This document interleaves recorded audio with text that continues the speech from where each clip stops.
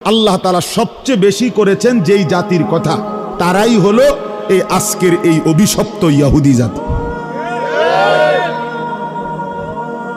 এই মালউন, এই ঘৃণিত, এই অভিশপ্ত ইহুদি জাতির কথা কোরআনে সবচেয়ে বেশি আলোচনা। কত ভাবে, কত আন্দাজে আল্লাহ তাআলা এদের কথা উল্লেখ করছে, অনেক বেশি, অনেক বেশি, বারবার বারবার বারবার। পৃথিবীতে সবচেয়ে বেশি আল্লাহর সৃষ্টি যে জীবের মধ্যে, মানুষের মধ্যে সবচেয়ে বেশি অবাধ্য, সবচেয়ে বেশি দুষ্ট, সবচেয়ে বেশি হারামি, সবচেয়ে বেশি ইবলিস, শয়তান এই ইহুদি। শয়তান তাগতে বুদ্ধি নেয়। হযরত ইয়াকুব আলাইহিস সালাম, এই ইয়াকুব আলাইহিস সালামের দুইটা নাম, একটা নাম হলো ইয়াকুব, যে আরেকটা নাম আছে উনার, সেই নামটা হলো ইসরাইল। ইসরাইল অর্থ হলো আব্দুল্লাহ, আল্লাহর বান্দা। এই ইয়াকুব আলাইহিস সালামের সংক্ষেপ কথা হলো 12 জন সন্তান ছিল। ইয়াকুব আলাইহিস সালামের এই 12 জন সন্তান পরবর্তীতে তাদের বংশধারা সামনে আগাইছে। ইয়াকুব আলাইহিস সালামের 12 সন্তানের বংশধরদেরকেই বলা হয় বনি ইসরাইল। আর এই 12 সন্তানের মধ্যে ইয়াহুদা এই নামে একজন সন্তান ছিল। ইয়াহুদা তার নাম, বড় ভাই, এই যার পরামর্শে ইউসুফ আলাইহিস সালাম রে কূপে ফেলাইছে। উনি বলছিল যে ইউসুফকে তোমরা হত্যা করো না, কূপে ফেলাই দাও, তো কূপে ফেলাইছে। এই পরবর্তীতে বংশধর যখন বাড়তেছে, তখন এই ইয়াহুদা যে ভাইটা, তার বংশধরই বনি ইসরাইলের মধ্যে সবচেয়ে বেশি বাড়ছে। অন্যগুলো কমতে কমতে এক সময় একদম সামান্য চলে আসছে, ও তার বংশধর যেহেতু বেশি, পরবর্তীতে বনি ইসরাইলরাই ইহুদি হিসাবে নামকরণ হয়ে গেছে। কথা বুঝছেন কিনা বলেন? যেহেতু এই ভাইয়ের বংশধর বেশি ছিল, এগোর ভিতরে বাকিরা ঢুকে গেছে, এখন সবাই ইহুদি। তো এই ইহুদি এরাই বনি ইসরাইলের জাতি। আল্লাহ তাআলা হযরত ইয়াকুব আলাইহিস সালাম থেকে নিয়ে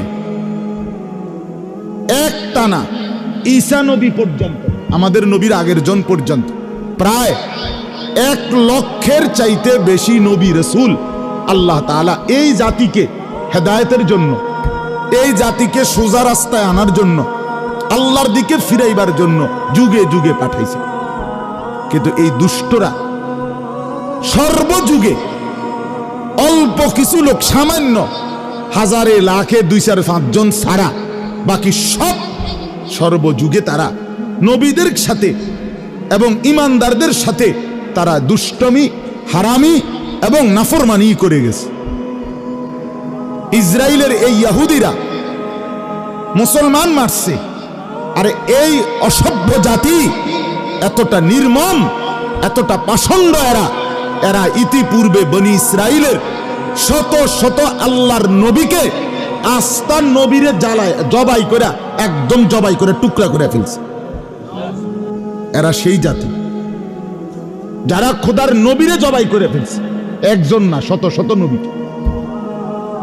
গাবি কোরবানি দিতে কইছে মুসা নবী, এইডারে জিঙ্গাইতো গিয়া গাবি এটা কেরকম, ছোট না বড়, এটা বাইত ফাইলুন না জঙ্গলে ফাইলছে, এটা কি পুরা সাদা না বিত্তকুদ্দুর দাগলে সারবো, মানে এইভাবে কইতে কইতে বলতে বলতে এটার ভিতরে রগ রেশা বিএস সিএস আরএস খতিয়ান টোয়াইয়া এসে আর এটার ফাহিয়া না খুঁজছে।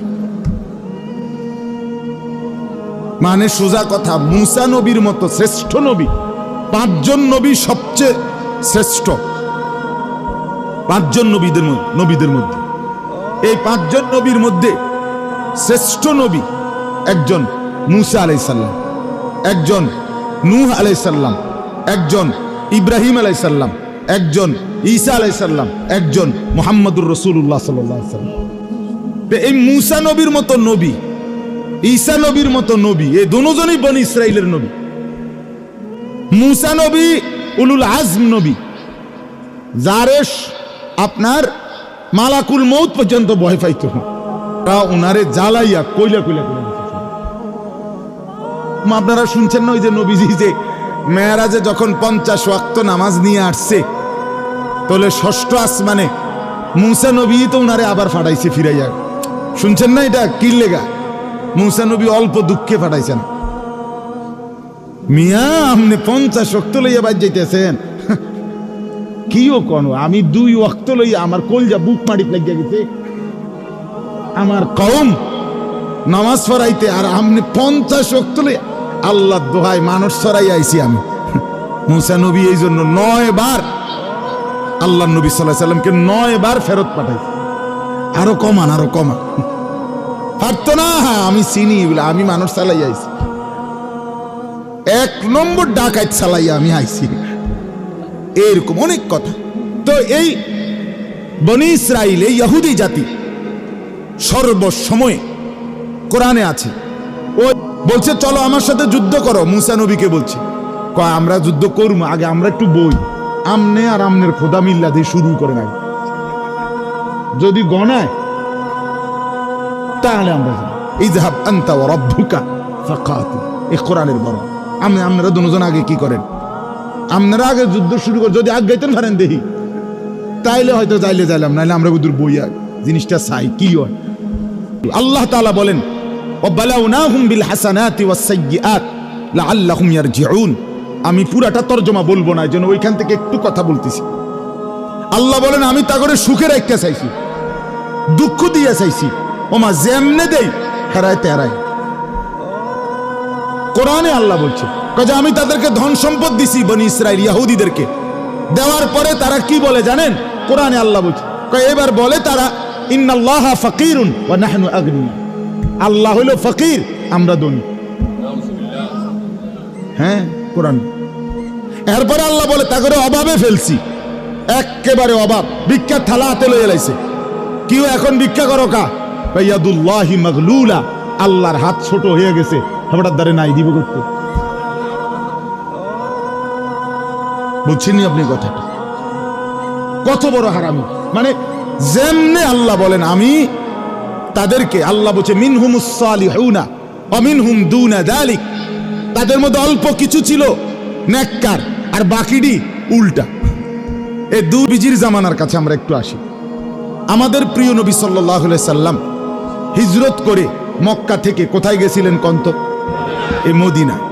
মদিনায় নবীজি যখন ছিলেন মদিনায়, এই মদিনায় ইহুদিদের 3টা গোত্র ছিল, তাদের উল্লেখযোগ্য বড় বড়।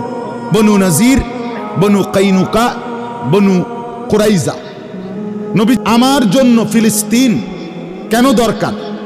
ফিলিস্তিন ইস্যুটি এটা শুধুমাত্র একটি অঞ্চলের নির্দিষ্ট কোনো মুসলমান, একটি এলাকার কিছু মুসলমান নির্যাতিত, মার খাইতেছে, আযাব জুলুমের শিকার, এই কারণে শুধু ব্যথা না। না, এখানে আপনাকে বুঝতে হবে যে এর সাথে আমার মূলত সম্পর্কটা কি। আল্লাহ নবী সাল্লাল্লাহু আলাইহি সাল্লাম ইহুদিদের এই 3টা গোত্রকে নবীজির জামানায় নবীজি বিতাড়িত করছে মদিনা থেকে। 3 বার যুদ্ধ করে করে এগুলার এলাকা ছাড়া করছে। তারা গিয়ে আশ্রয় নিছে আরবের আরেকটি জায়গা খায়বার। খায়বারে নবীজি 7ম হিজরিতে সেখানেও তাদের বিরুদ্ধে যুদ্ধ পরিচালনা করছে। সেখানে খায়বার বিজয় করছে।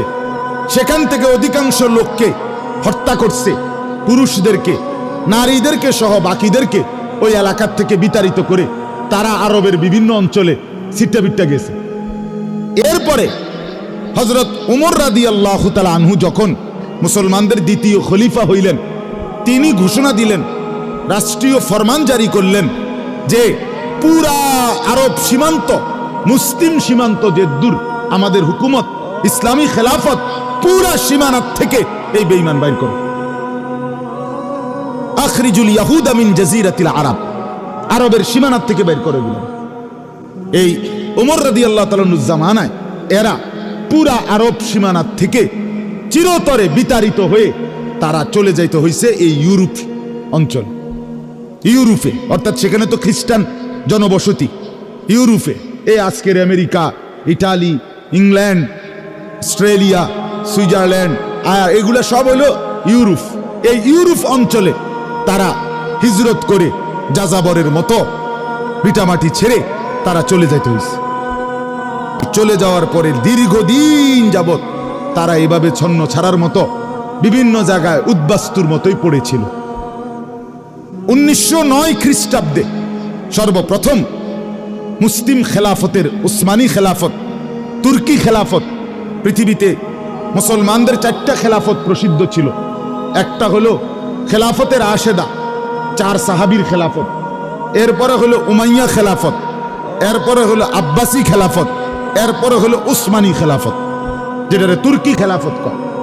এই উসমানী খেলাফত চূড়ান্তভাবে পতন হয়েছে 1920 খ্রিস্টাব্দে।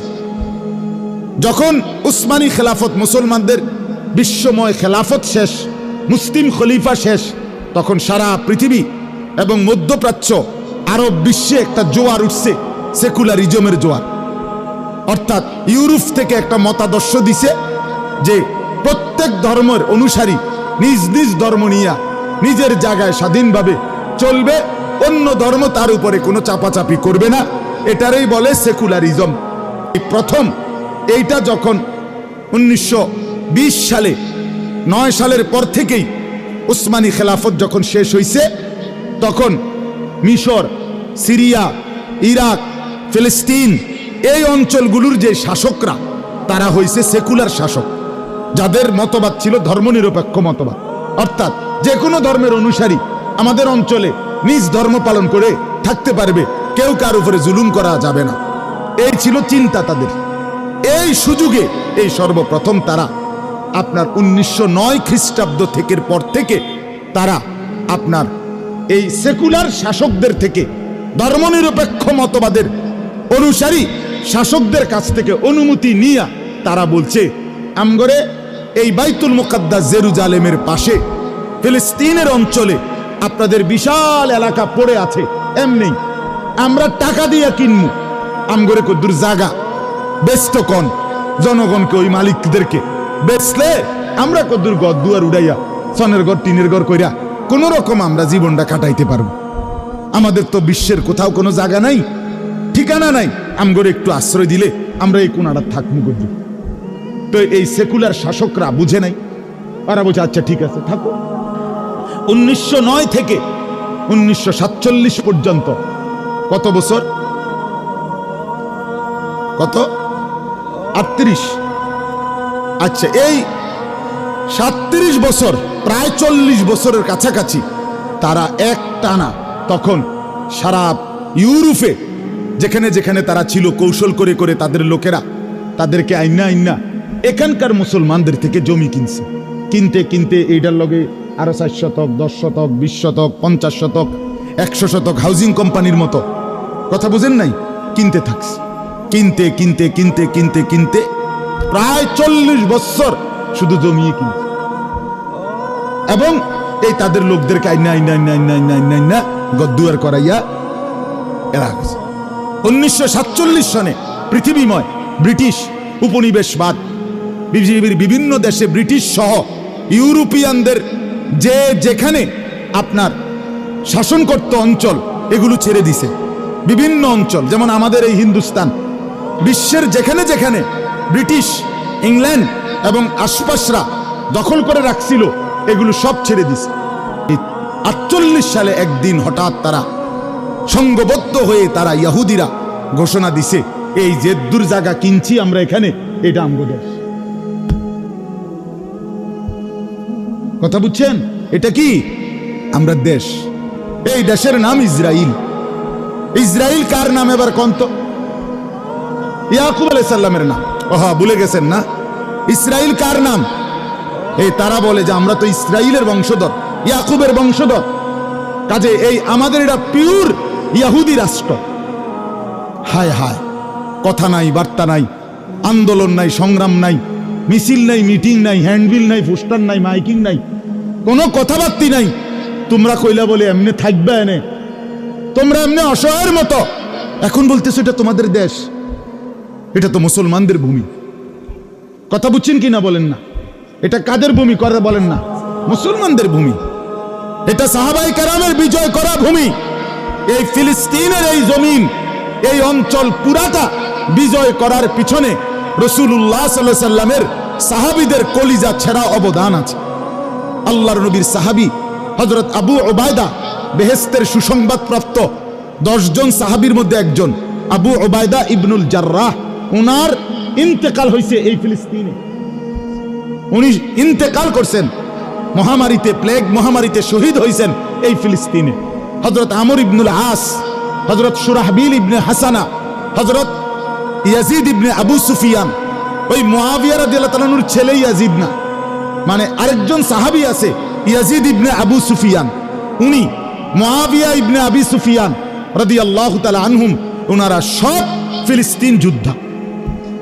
ফিলিস্তিনের আজাদির জন্য ওনারা টানা যুদ্ধ করতে করতে হযরত আবু উবায়দার নেতৃত্বে ফিলিস্তিন যখন বিজয় হয়েছে, তখন মদিনা থেকে সরাসরি উটের পিঠে চড়ে আমাদের আমিরুল মুমিনিন খলিফাতুল মুসলিমিন হযরত ওমর এই ফিলিস্তিন গিয়ে মসজিদে আকসা বাইতুল মুকাদ্দাস এলাকায় গিয়ে নিজে ফিলিস্তিন ভূমির চূড়ান্ত কাগজ, বিজয়ের কাগজে সই দিয়েছে। সেই থেকে আমার ভাই 1948 সাল থেকে আজকের এই 2023 পর্যন্ত আজকে 75 বছর। কত বছর আপনি গুনে দেখেন, 75 বছর ধরে ফিলিস্তিনের মুসলমান তাদের প্রাণের দাবি যে না, আমরা এই অঞ্চল ছাড়ব না। এ তো সাহাবীদের জমিন, এ তো মুসলমানের জমিন, এ তো ইসলামী ভূমি, এটা তো তোমাদের দেশ, তোমরা অধিকার রাখো না। সেই থেকে যুদ্ধ করছে, নিজেদের খুন দিতেছে, নিজেদের রক্ত ঝরাচ্ছে, কিন্তু বিনিময়ে দাবির থেকে এখনো ছাড়ছে না। যে সোজা কথা, যে ইসরায়েলের এই অংশটা তোমরা যারা দখল করেছ, এটা তোমাদের দেশ হইতে পারে না, এটা তোমাদের রাষ্ট্র হইতে পারে না, এটা তোমাদের আলাদা ভূখণ্ড হইতে পারে না। তোমরা মুসলমানের অধীনে প্রজা হিসাবে, জিম্মি হিসাবে তোমরা থাকতে পারো, কিন্তু আলাদা স্বাধীন হিসাবে মাতবরি করতে এখানে পারো না। এটার সাথে আমাদের সম্পৃক্ততা কি? আমাদের সম্পৃক্ততা হইল এই ইহুদিদের ধর্ম গুরু যারা, এই কথাটা খেয়াল করেন, ইহুদিদের যারা ধর্মগুরু, পাদ্রী, রব্বি বলে তারা, রব্বি, আমরা যেরকম হুজুর কই, তারা হেগো হুজুর করে রব্বি কয়। তো এই রব্বি পাদ্রী যারা, তাদের ধর্মগুরু, তাদের কথা হলো ইহুদিদেরকে তারা বলে যে আমাদের টার্গেট ফিলিস্তিন দখল করা না। তাদের দাবি, তাদের স্বপ্ন, তাদের ইচ্ছা, তাদের পরিকল্পনা, তাদের আকাঙ্ক্ষা যে আমাদেরকে আমাদের পূর্বপুরুষ বাপ দাদারে মদিনার থেকে, ইয়াসরিব থেকে বের করে দিছে, আমরা সেখানে ছিলাম, কাজেই এই ফিলিস্তিনের ওই মাথা থেকে আরবের, সৌদি আরবের মদিনার এই ভূমি পর্যন্ত পুরা আরবের ভূমি, পুরা মুসলমানের জমিন দখল করা, এটাকে গ্রাস করা, এটা হলো তাদের স্বপ্ন, তাদের টার্গেট। মদিনা থেকে মুসলমানের অস্তিত্ব, মদিনা থেকে মোমেনের কলিজা, মোমেনের ঈমানের ধন, মোমেনের ভালোবাসার স্পন্দন, নবী আকা নবী মুহাম্মদুর রাসূলুল্লাহ সাল্লাল্লাহু আলাইহি সাল্লামকে সরিয়ে দেওয়া। আপনারা জানেন সুলতান নুরউদ্দিন জঙ্গি রাহমাতুল্লাহ আলাইহির জামানায় এই ইহুদিরা একবার নবী সাল্লাল্লাহু আলাইহি সাল্লামের লাশ মুবারক মদিনা থেকে, রওজা পাক থেকে চুরি করার জন্য চেষ্টা করছিল কিনা বলেন? বুঝেন নাই আমার কথাটা? এখন আমরা মদিনাকে বলি কার শহর? নবীর শহর। আমাদের নবীর শহর কিনা এটা? তাদের কথা হলো না, এটা আমগো এলাকা, এটা আমাদের এলাকা। এজন্য প্রিয় ভাই আমার, আমি আর দেরি করছি না, আরো অনেক কথা বলার ছিল। আমার বলার উদ্দেশ্য হলো এই যে ইসরায়েলের এই বিস্ফোড়া, ইসরায়েল নামের এই জারজ রাষ্ট্র, এই অবৈধ রাষ্ট্র দাবিদার, তারা মূলত একটি রাষ্ট্র গঠন, একটি এলাকা গঠন তাদের উদ্দেশ্য নয়, বরং তাদের উদ্দেশ্য হলো আমার নবীর পবিত্র রওজায়ে আতহার, মসজিদে নববী মদিনা, মুসলমানের এই গুরুত্বপূর্ণ ঈমানের জায়গা, এখান পর্যন্ত দখল করা। তাইলে এইবার বলেন, পৃথিবীর 250 কোটি মুসলমানের এই বিষয়টা নিয়ে ভাবা, চিন্তা করা, প্রতিবাদ করা, আন্দোলন করা, এটার জন্য ফিলিস্তিনের মজলুম মুসলমানের পক্ষে কথা বলা উচিত কিনা বলেন? কারণ এটা তো শুধু ওই অঞ্চলে দখলের সমস্যা না, এরা তো আসবে এতটুকু পারলে। বর্তমানে ফিলিস্তিন ভূমির মানে ফিলিস্তিন এরিয়ার আপনার 78% ইহুদিদের দখলে, মাত্র 22% মুসলমানদের দখলে এই 75 বছরে। বাকি 22%ও যদি নেয় তো এর পরে সীমান্ত পেরিয়ে এর পরের দেশে হামলা করবে। এইভাবে তাদের টার্গেট একবারে মদিনা পর্যন্ত পৌঁছা। আমাদের প্রত্যেকের অন্তরে যেন এটা থাকে যে ফিলিস্তিন আমার। ফিলিস্তিন কার? আবার বলেন ফিলিস্তিন কার? আবার বলেন ফিলিস্তিন কার? আমার আমার আমার আমার আমার আমার আমার ফিলিস্তিন আমাদের না, আমার। আমার 7 বছরের ছেলে, আমি 1 ঘন্টা ঘরে আমার বিবি, আমার মেয়ে, আমার বড় ছেলে, আমার 7 বছরের ছোট ছেলেকে বসাইয়া 1 ঘন্টা ফজরের পরে বলছি, বাপ তোমরা শোনো ফিলিস্তিনের গল্প। ফিলিস্তিন বাপ তুমি বলো, ফিলিস্তিন আমার, ফিলিস্তিন আমি বাপেরও, ফিলিস্তিন তুমি ফুতেরও। প্রয়োজনে আমি বলছি আমার ছেলেকে, বাপ প্রয়োজনে আমি জান দেব, নয় তুই জান দিবি, কিন্তু ফিলিস্তিন আমরা হারাইতে চাই না। এটার মধ্যে আমার ঈমান, এটার মধ্যে আমার রাসূলের মহব্বত, এটার মধ্যে আমার মদিনার অস্তিত্ব জড়িত, এটার মধ্যে আমার রওজা পাকের অস্তিত্ব জড়িত। এই খামখেয়ালি আমরা সারা পৃথিবীর মধ্যে ইহুদি মাত্র 1.5 কোটি। ইসরায়েলে ইহুদি কতজন? 92 লাখ। 92 লক্ষ, সর্বোচ্চ 92-93 লাখ ইহুদি হলো ইসরায়েল। ফিলিস্তিন কার? আবার বলেন ফিলিস্তিন কার? আবার বলেন ফিলিস্তিন কার? আমার আমার আমার আমার আমার আমার আমার ফিলিস্তিন আমাদের না, আমার। আপনি বলেন আমরা ঢাকা শহরের এক কোণার মধ্যেই তো পড়ে রয়েছে 1 কোটি মানুষ, আর সারা পৃথিবীতে মুসলমান কত কোটি? 250 কোটি। প্রায় 250 কোটি মুসলমান থাকতে 90-92 লাখ বেঈমান আমাদের অস্তিত্ব মিটাইয়ে দিবে, আমাদের মা রক্ত ভাসায় দিবে, আমাদের সন্তান ভাসায় দিবে। আল্লাহ তাআলা বলছেন, ইহুদিদের কথা বলতে বলতে আল্লাহ 167 নম্বর আয়াত সূরা আরাফের মধ্যে আল্লাহ কি বলছে জানেন? এটা শুনলে আপনার কলজা ঠান্ডা হয়ে যাবে। কইতাম এটা? হ্যাঁ, আল্লাহ বলছে ওয়া ইজ তাআদ্দানা রাব্বুকা। আল্লাহ বলে, বন্ধু আমার একটা ঘোষণা শুনায় দেন মানুষের। নবীকে বলছে আল্লাহ, কি ঘোষণা? লা ইয়াবাসান্না আলাইহিম ইলা ইয়াউমিল কিয়ামাহ। আমি আল্লাহ কিয়ামত পর্যন্ত ইহুদিদের বিরুদ্ধে পাঠাবো আমার মনোনীত ব্যক্তি গোষ্ঠী। আমি আল্লাহ পাঠাইবই মাইয়াসুমুহুম সুআল আযাব, যারা ইহুদিদেরকে মর্মান্তিক শাস্তি দেবে, আযাব দেবে। আল্লাহ বলেন আমি পাঠাবো, ইহুদি শেষ করব। আল্লাহর ওয়াদা এটা। ইন্না রাব্বাকা লাসারিউল ইকাব। আল্লাহ বলেন নিশ্চয়ই আপনার রব দ্রুত প্রতিশোধ গ্রহণকারী। এটা আল্লাহর ওয়াদা। ইসরায়েল টিকবে না। ইসরায়েল কি হবে না বলেন? আরো 75 বছর না, যদি আরো 3-75, 4-75 তোরা বেঈমান ওইখানে দখলদারি হস, দখলদার টিকে না। মূল জমিওয়ালা আদালতে মামলা চলতে চলতে 50 বছর পরে হলো, 70 বছর পরে হলো, মূল জমিওয়ালা জমি ফেরত পায়, দখলদার টিকে না। আপনারা ঘাবড়াবেন না, দোয়া করেন কলিজা দিয়া, চোখের পানি ফেলে দোয়া করেন, নিজেদের জীবন সুন্দর করেন, আখলাক সুন্দর করেন, আর মজলুমের জন্য চোখের পানি ফেলে আল্লাহর কাছে বলেন, আল্লাহ আপনি আছেন, আপনি সাহায্যকারী, আপনি সহায়, আপনি আমাদের ভরসা। হাসবুনাল্লাহ হাসবি আল্লাহ, আল্লাহই আমাদের জন্য যথেষ্ট। বিজয় ফিলিস্তিনের ইনশাআল্লাহ।